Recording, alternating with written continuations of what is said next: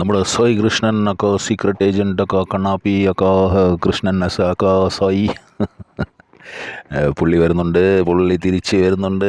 ഇപ്പോൾ പിന്നെ കൂടെ തന്നെ കാട്ടുതീയുണ്ട്, പിന്നെ നന്ദനക്കുട്ടിയുണ്ട്, നന്ദുട്ടിയുണ്ട്. 3 പേര് ഒരുമിച്ചാണ് എൻട്രി ആവുന്നത്.